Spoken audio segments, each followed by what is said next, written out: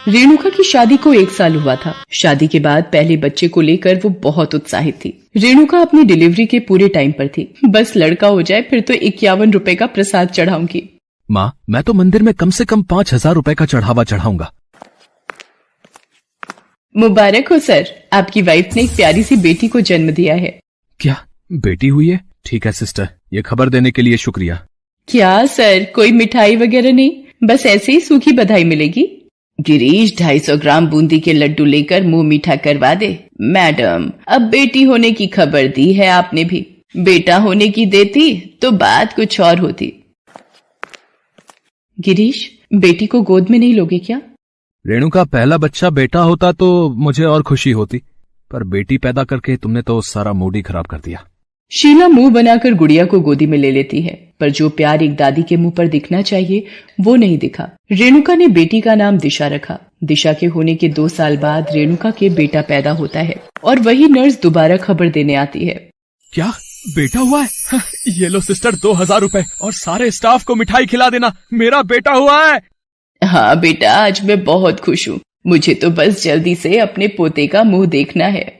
आज भी इनके जैसे लोग दुनिया में घूम रहे हैं जो बेटा बेटी को एक समान नहीं मानते। शीला और गिरीश बेटी दिशा और बेटे समीर में बहुत फर्क रखते थे। समीर पढ़ने में बहुत कमजोर था, पर दिशा उतनी ही होशियार थी। एक दिन, माँ, मुझे स्कूल का प्रोजेक्ट बनाना है, मुझे कुछ पैसे चाहिए थे सामान लाने के लिए। रुक, मैं तेरे पिताजी से मांगती हूँ। सुनो, दिशा को स्कूल के काम के लिए कुछ पैसे चाहिए थे, जरा दे देते तो। रेणुका, तुम्हें पता है ना आजकल कितना मंदा चल रहा है, कहाँ से दूं पैसे? और इसका क्या है, ये तो बस फालतू के पैसे तुमसे ले जाती है और सहेलियों के साथ चाट पकौड़ी खाने में उड़ा देती है। मेरे पास नहीं है पैसे। पिताजी, मुझे एक दोस्त के जन्मदिन की पार्टी के लिए घूमने जाना है, क्या मुझे 200 रुपए मिल सकते हैं? हाँ हाँ बेटा, क्यों नहीं, जितने मर्जी रुपए ले लो, आखिर मेरा सब कुछ तुम्हारा ही तो है। समीर बेटा, ये ले 100 रुपए मेरी तरफ से भी रख ले, हमारा पोता किसी से कम थोड़ी ना है। बेटा बेटी में ये फर्क देखकर दिशा रोती हुई अपने कमरे में चली जाती है। रेणुका दिशा के पास आती है। दिशा, ये ले पैसे और जाकर प्रोजेक्ट का सामान ले आ। दिशा सामान लेने चली जाती है। रेणुका के पास अपने थायराइड की दवाई के 200 रुपए रखे थे, वो वही रुपए दिशा को दे देती है और मन ही मन अपनी बेटी के प्रति भावुक हो जाती है। इसी तरह से दिन बीत रहे थे। एक दिन, समीर तू फेल हो गया, कितनी बार समझाया था पढ़ ले नहीं तो पछताएगा। दादी देखो ना, माँ मुझे मार रही है, बस फेल ही तो हुआ हूँ। खबरदार रेणुका, मेरे पोते को हाथ भी लगाए तो मुझसे बुरा कोई नहीं होगा। आप सब कुछ देख रहे हैं फिर भी कुछ नहीं बोलेंगे। समीर इस तरह से बिगड़ जाएगा अगर हमने उसे अभी भी नहीं रोका तो। रेणुका, समीर मेरा इकलौता बेटा है, अगर वो इस साल फेल भी हो गया तो कोई बात नहीं, अगले साल पास हो जाएगा ना। रेणुका चाहते हुए भी समीर को नहीं समझा पाती। वो चाहती थी कि कम से कम दिशा तो बड़ी होकर अपने पैरों पर खड़ी हो जाए, इसलिए रेणुका किसी न किसी तरह पैसे बचाकर दिशा को पढ़ाती है। धीरे धीरे समय बीता। दिशा और समीर बड़े हो गए थे। एक दिन, समीर ये क्या, तू शराब पी कर आया है? माँ, शराब पीना तो आजकल का फैशन है, वो मेरे दोस्त राहुल का जन्मदिन था इसलिए थोड़ी ज्यादा हो गई। समीर, शराब सेहत के लिए हानिकारक है बेटा, तुम ये बुरी आदत छोड़ दो। ओ पिताजी, अपने ये उपदेश ना अपने तक ही रखो, ठीक है ना? आपकी अब उम्र हो गई है, आपको क्या पता दुनिया कितनी एडवांस हो गई है। समीर लड़खड़ाता हुआ अपने कमरे में चला जाता है।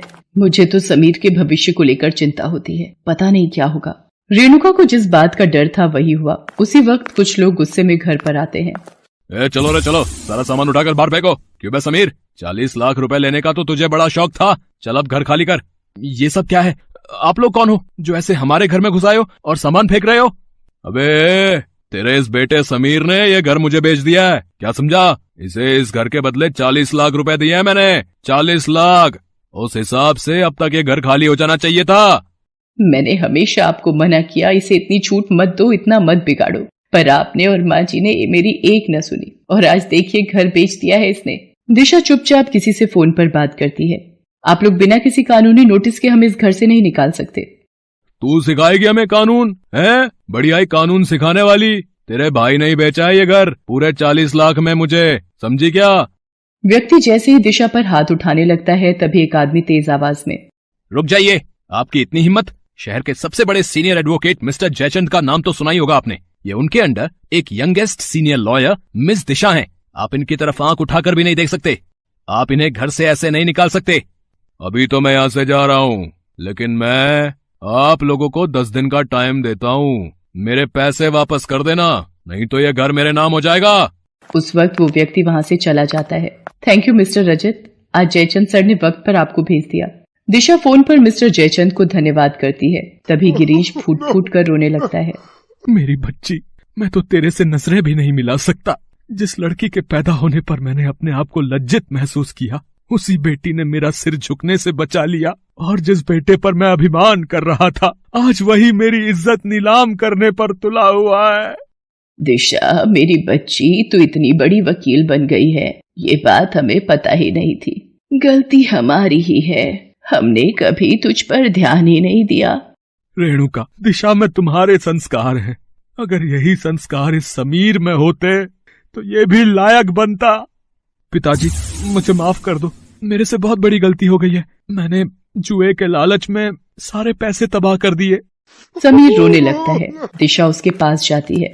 रोना बंद कर मेरे छोटे भाई, गलती हर इंसान से होती है, पर आज तूने अपनी गलती की माफी मांग ली, ये बहुत बड़ी बात है। हम मिलकर पैसों का इंतजाम कर लेंगे, पर इस घर को किसी और के हाथों में नहीं जाने देंगे। गिरीश अपने दोनों बच्चों को गले लगा लेता है। सब मिलकर रुपए का इंतजाम करते हैं और घर बिकने से बच जाता है। गिरीश और शीला अब समझ गए थे कि संतान बेटा हो या बेटी, एक समान होते हैं।